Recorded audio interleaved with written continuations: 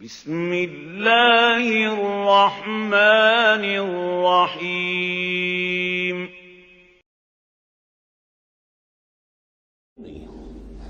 وَاتَّبَعُوا مَا تَتْلُو الشَّيَاطِينُ عَلَىٰ مُلْكِ سُلَيْمَانَ۔ اب ایک اور حقیقت نوٹ کیجئے، جب کسی مسلمان امت میں دین کی اصل حقیقت، اصل تعلیمات سے بہت پیدا ہوتا ہے تو رجحان کدھر ہو جاتا ہے؟ جادو، ٹونا ٹوٹکا، تعویذ، عملیات، قرآن کی عملیات۔ قرآن اترا تھا کسی اور کے لیے، کام کے لیے، یہ اس کو ذریعہ بناتے ہیں دشمن کو زیر کرنے کے لیے۔ محبوب آپ کے قدموں میں آ کر گرے گا، عمل قرآنی ہے، اتنے 100 روپے کا آپ لیجیے، یہ تو مل جائے گا۔ یہ دندے ہمارے ابھی چل رہے ہیں، خوب چلتے ہیں، اور میں سمجھتا ہوں کہ سب سے زیادہ فلرشنگ کاروبار جو ہے وہ اس طرح کا ہے۔ ہینگ لگے نہ پھٹکڑی، نہ آپ کو کوئی اس میں محنت کرنے کی ضرورت ہے، نہ اس کے اندر آپ کو انویسٹ کرنے کی ضرورت ہے، اور کاروبار چلتا۔ تو وہاں بھی کیا ہوا، وَاتَّبَعُوا، جب دین کی اصل حقیقت کو دور پھینک دیا، انہوں نے پیروی کی اس کی مَا تَتْلُو الشَّيَاطِينُ عَلَىٰ مُلْكِ سُلَيْمَانَ، جو شیاطین جن جو تھے، عَلَىٰ مُلْكِ سُلَيْمَانَ سے مراد ہے عَلَىٰ عہد ملک سلیمان، حضرت سلیمان کے زمانے میں چونکہ اللہ تعالیٰ نے ان جنات کو حضرت سلیمان کے تابع کر دیا تھا، تو وہاں پر چونکہ ان کا اب جو ہے کوئی میل جول زیادہ تھا لوگوں کے ساتھ، تو وہ انہیں کچھ اس قسم کی چیزیں سکھاتے رہتے تھے، گویا کہ اندر سے تخریب کاری۔ وَاتَّبَعُوا مَا تَتْلُو الشَّيَاطِينُ عَلَىٰ مُلْكِ سُلَيْمَانَ وَمَا كَفَرَ سُلَيْمَانُ وَلَٰكِنَّ الشَّيَاطِينَ كَفَرُوا، اور سن لو، سلیمان نے کبھی کفر نہیں کیا، بلکہ یہ شیاطین تھے کہ جو کفر کرتے تھے۔ جادو کفر ہے، لیکن آپ کو نقش سلیمانی آج تک بھی لفظ ملے گا، نقش سلیمانی۔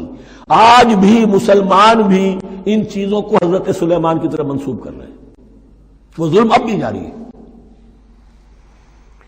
وَمَا كَفَرَ سُلَيْمَانُ وَلَٰكِنَّ الشَّيَاطِينَ كَفَرُوا يُعَلِّمُونَ النَّاسَ السِّحْرَ، وہ لوگوں کو جادو سکھاتے تھے۔ وَمَا أُنزِلَ عَلَى الْمَلَكَيْنِ بِبَابِلَ هَارُوتَ وَمَارُوتَ، اور جو کچھ نازل کیا گیا 2 فرشتوں پر، ہاروت اور ماروت پر، بابل میں۔ بابل یہ ہے پرانا عراق، بیبلونیا۔ نبوکدنضر بھی بیبلونیا کا بادشاہ تھا، نمرود بھی بیبلونیا کا بادشاہ تھا۔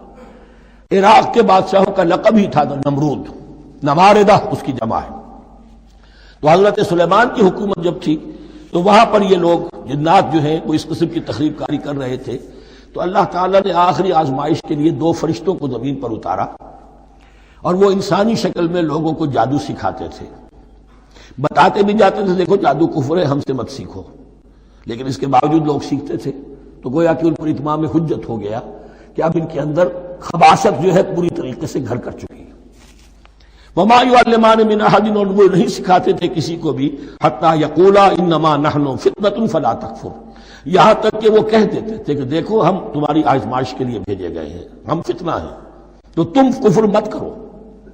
فَيَتَعَلَّمُونَ مِنْهُمَا مَا يُفَرِّقُونَ بِهِ بَيْنَ الْمَرْءِ وَزَوْجِهِ، تو وہ سیکھتے تھے ان دونوں سے وہ شے کہ جس کے ذریعے سے تفریق کر سکے ایک شخص اور اس کی بیوی کے درمیان، تفرقہ ڈالنا گھروں کے اندر، فساد۔ اب بھی یہ عورتوں کے اندر یہ کام بڑی تیزی کے ساتھ چلتے ہیں، تعویذ اور دھاگے اور کیا کچھ گنڈے چلتے ہیں۔ وَمَا هُمْ بِضَارِّينَ بِهِ مِنْ أَحَدٍ، اور نہیں تھے وہ ضرر پہنچانے والے کسی کو کچھ بھی، إِلَّا بِإِذْنِ اللَّهِ۔ ایمان کا تقاضا یہ ہے کہ چاہے کوئی دوا ہو وہ بھی بِإِذْنِ رب کام کرے گی، ورنہ نہیں۔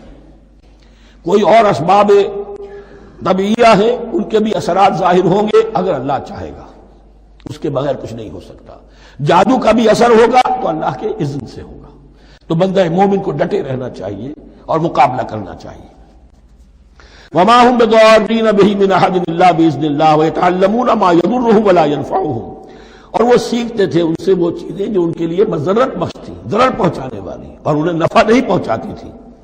وَلَقَدْ عَلِمُوا لَمَنِ اشْتَرَاهُ مَا لَهُ فِي الْآخِرَةِ مِنْ خَلَاقٍ، حالانکہ یہ بات ان کے علم میں آ چکی تھی کہ جس نے بھی اس چیز کو حاصل کیا، جادو سیکھا، اس کا پھر آخرت میں کوئی حصہ نہیں ہے۔ وَلَبِئْسَ مَا شَرَوْا بِهِ أَنفُسَهُمْ، اور بڑی تھی وہ چیز جس کے لیے انہوں نے اپنے آپ کو فروخت کر دیا، لَوْ كَانُوا يَعْلَمُونَ، کاش کہ انہیں علم ہوتا۔